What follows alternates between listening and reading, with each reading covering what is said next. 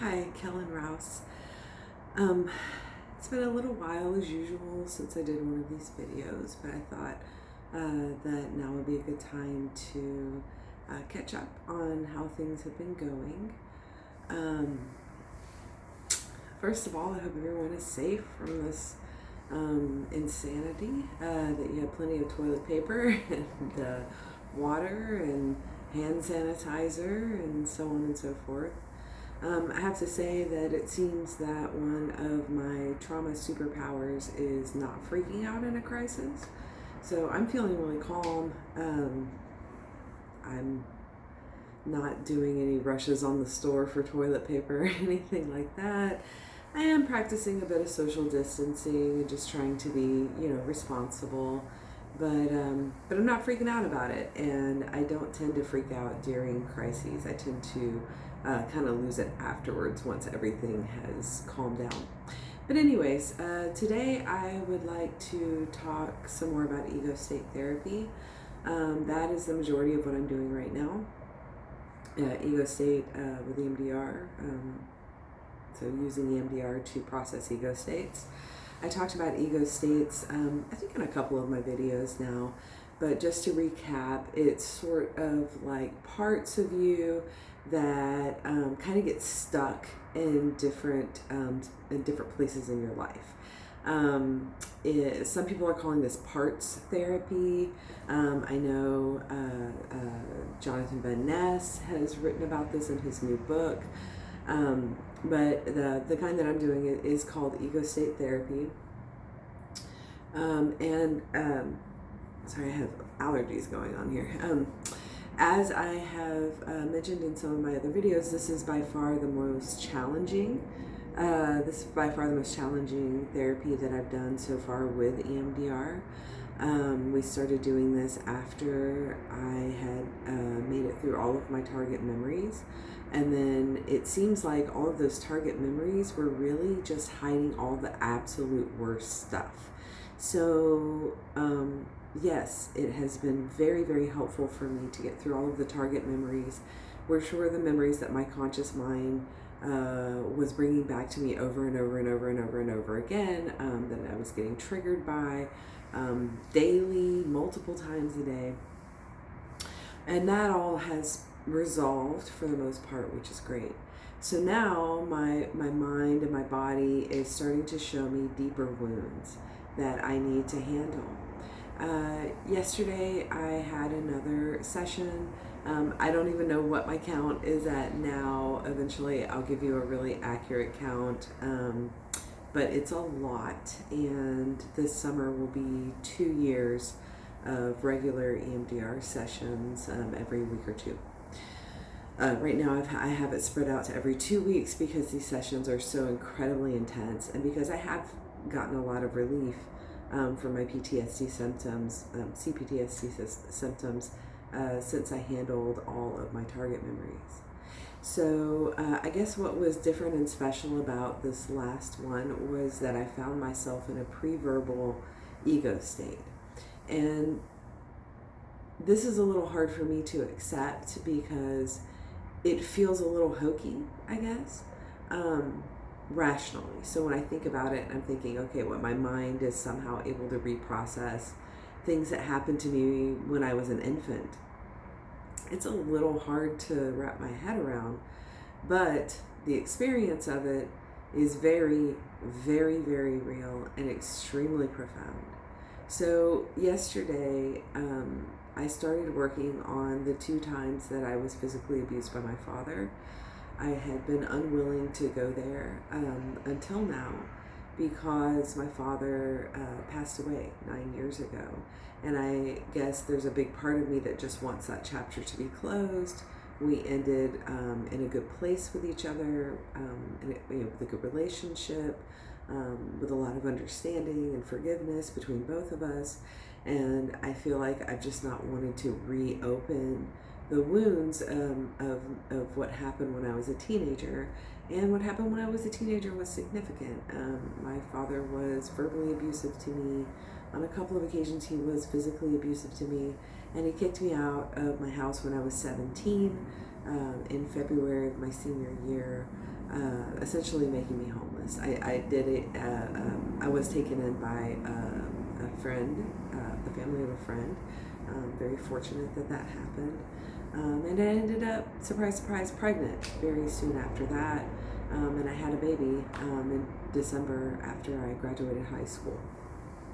So all of those things are obviously not ideal and not the way that you would want to treat your daughter, especially your very traumatized daughter. And I really have been avoiding this for the entire time that I've been doing EMDR and ego state therapy. So we decided to go ahead and hit 3 memories. Again, 2 physical assaults and 1 getting kicked out.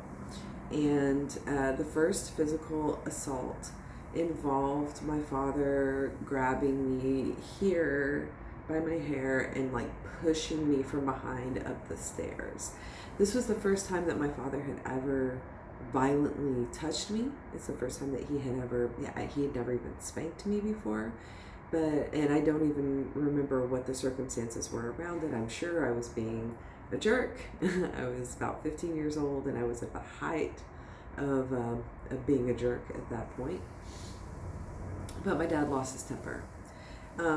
It stayed with me for a long time, and I thought that the primary reason was because my father had never hit me before or attacked me before.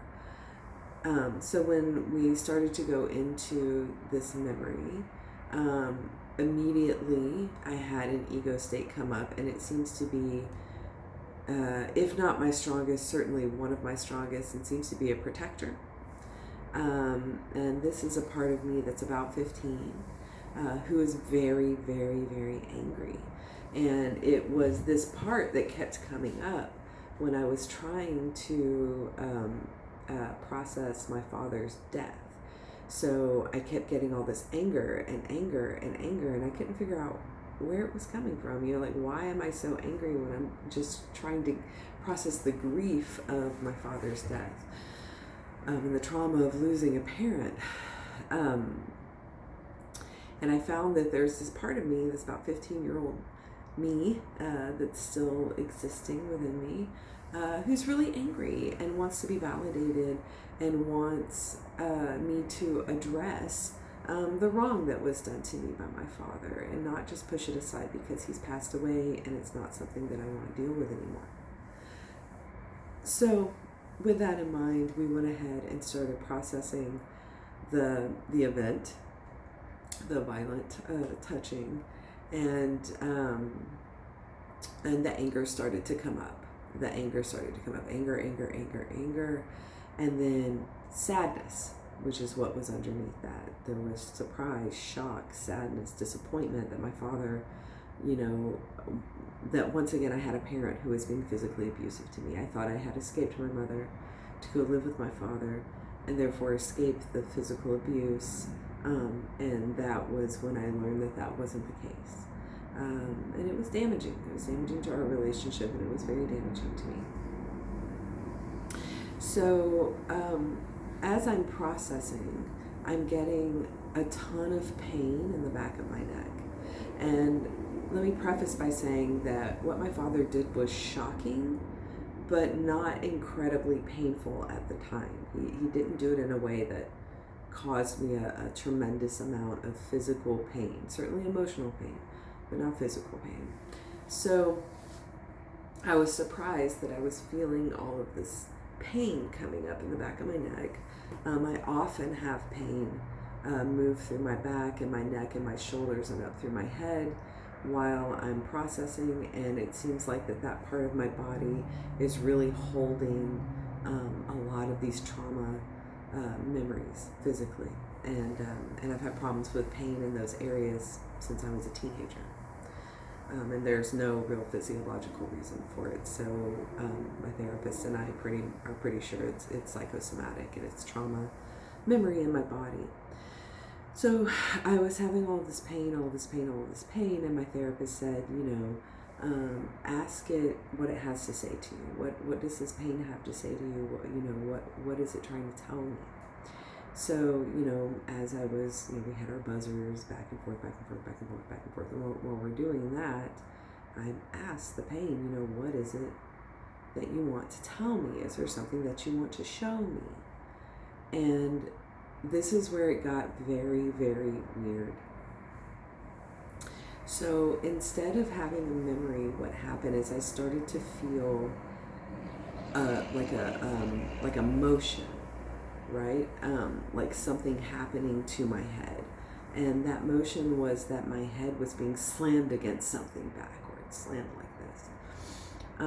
But my body felt like in this memory, in this somatic memory, that my head was not stable, that I was unable to hold my head up straight, which made me start to think maybe I'm having some sort of pre-verbal memory of being abused as an infant. I know that my mother abused my youngest sister. She's 11 years younger than me, so I was old enough to see it. I know that she would hit my sister, would all kinds of things. I mean, not super violent, but certainly completely inappropriate for how you behave with an infant. And usually the impetus was her crying. She was crying about something, and my mother would get frustrated and would just sort of, throw her down in the bed and leave her or whatever.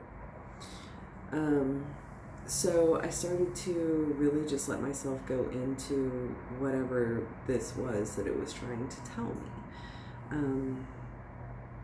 And it was interesting because when my therapist would, stop and check in with me, what are you feeling, what are you seeing, etc., which is part of the Emdr process, I was having a very hard time verbalizing. So, I was going into this ego state, this super, super young ego state that wasn't able to talk yet, and that's kind of our theory.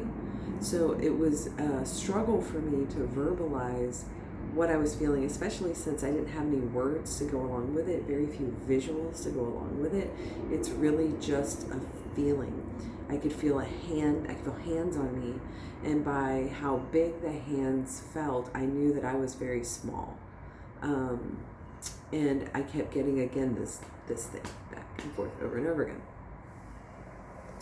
So I allowed myself to continue to explore that. And then I got another sensation, and that sensation was being picked up like this, being like grabbed by the neck and picked up, slammed back. Interestingly enough, this is where all of my pain is. So, and oddly enough, I'm not in any pain today, which is great. But we kept processing that, and we got to a point where all I could feel was this hand on my throat pushing me up like this. And my therapist said, just take your hand and just move it away. And so, of course, this is all metaphorical, imaginary, and so on. But I did. I grabbed like this and just pulled the hand away from me so that I could breathe, because I was starting to feel like I couldn't breathe. This was a super intense session. Rarely do I have that level of somatic memory happen. But again, if this was a pre-verbal memory, something from infancy, that is still living in my body and still, there and telling me it's there, it makes sense that I wouldn't have words for it. So we went through the whole process. My therapist said that it seemed like I moved through about 3 different ego states during that process. And so one was my 15-year-old self, very angry 15-year-old self. One was a younger self. It's unclear how much younger, but not baby, like maybe prepubescent. And that was the part that was really sad, and just wanted my father to continue to treat me the way that he had always treated me as a child, and not treat me as if I was a different person, when I turned into an adolescent and a young woman and my body changed, and I started becoming sexually active and getting into things and acting out, primarily because of trauma. And then there was the baby. And so anyway, it's difficult for me to get into all of the details of it because my memories become a little fuzzy. But what we ended with was releasing. I felt this release of pain. Like as I acknowledged, like, okay, like I'm hearing this head movement. Yes, I'm feeling this, and I removed the hands.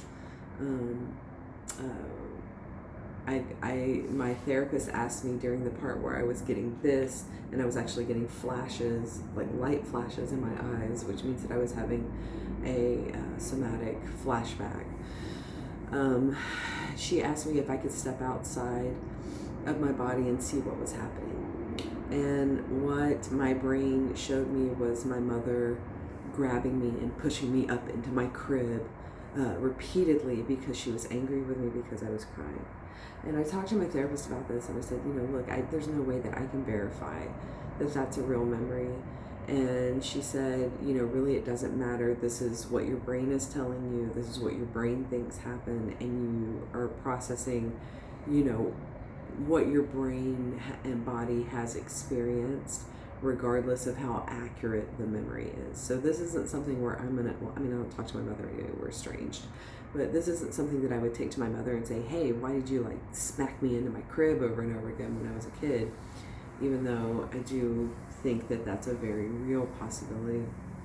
So when I imagine myself stepping out of my body and seeing my mother, my therapist then said, what would adult you do? Do what adult you would do if you walked in on that situation.